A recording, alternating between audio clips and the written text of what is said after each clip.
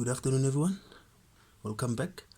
As I promised, today we'll be doing 2 and 3D trigonometry. So I've written some few tips here, and then I'll use this diagram over here for an example and also to try and explain these tips I've written on the left hand side of the board. So the first one, it says start with a triangle with more variables. So if here, let's say you are looking for the expression of b, they gave you the expression of b in terms of beta, alpha and theta, and you are trying to prove that. Start with triangle ABD. Why? Because it's the one with the most information. It's ABD.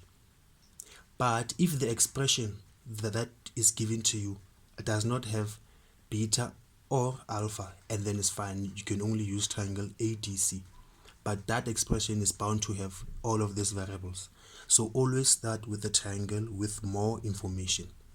In this case, is triangle ABD. The second tip says find a common side between the triangles with required variables. Both of these triangles will have the required variables for you to prove the expression given to you of b. So you have to find a common side between these two. That side is what? Is AD.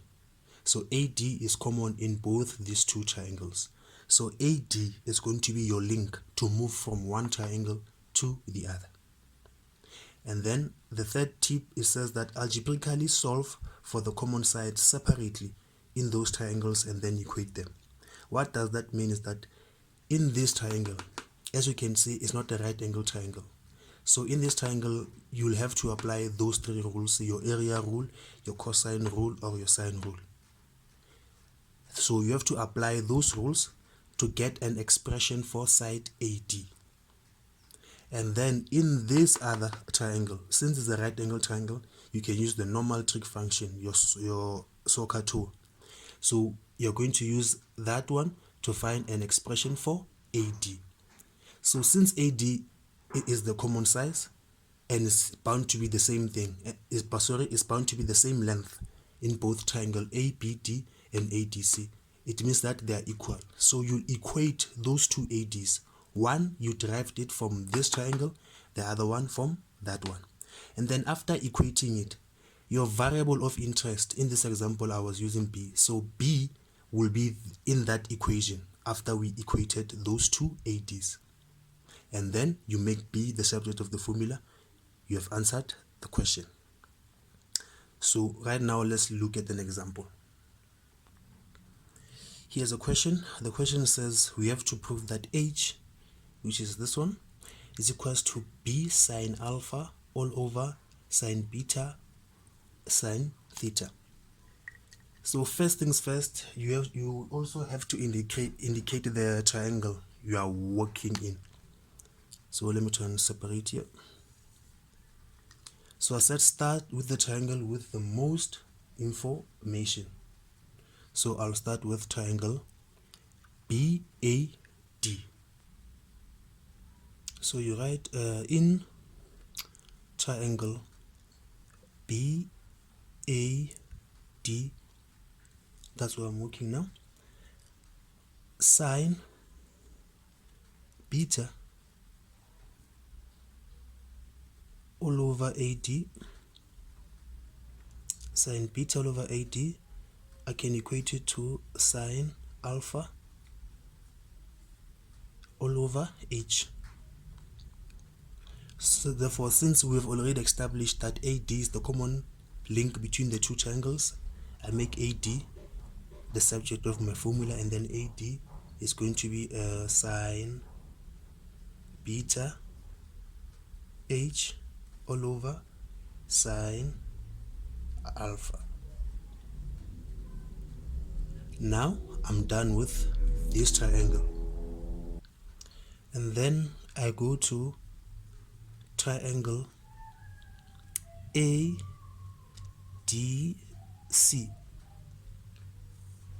Triangle ADC is a right angled triangle. So it means that I can apply the normal trig function, your soccer tool. So I'll sine theta is equals to opposite, which is the b, over the hypotenuse side, which is the AD. And then here also I make my AD the subject of the formula. My AD is going to be B over sine theta. Therefore, the final tip now, it says what? You equate them and then you solve for your required variable.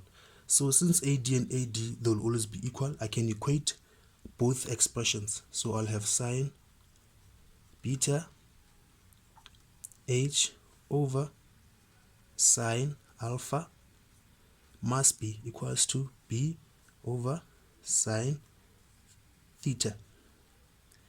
And then from then on, you make h your subject of the formula, and then your answer will be b sine alpha all over sine theta sine beta.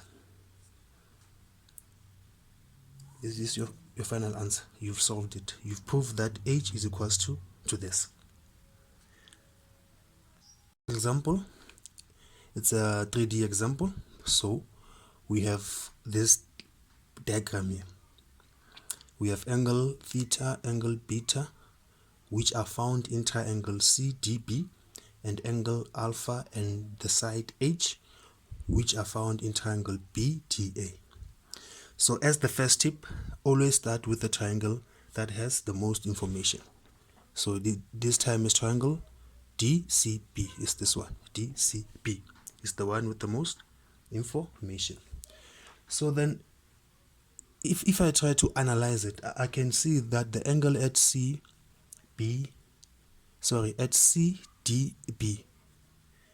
is equals to 180 degrees minus theta plus beta. Why? Because angles of a triangle, they always give you 180. Angles of this triangle DCB. And then from then on, I can look at the expression I'm required to prove, which is this one. I'm required to prove that h is equals to all of this. In this expression, there's only trig function is sine, sine, sine. Sine is the only trig function here. So it means that somewhere I have to use what? The sine rule. But then the second tip said what? You must identify a common side. The common side between this triangle and this one is length dB. So in this triangle, I have to use the sine rule to find an expression for the length BD. Let's do that. So here it will be sine the angle at C all over C is equals to sine the angle at D all over B.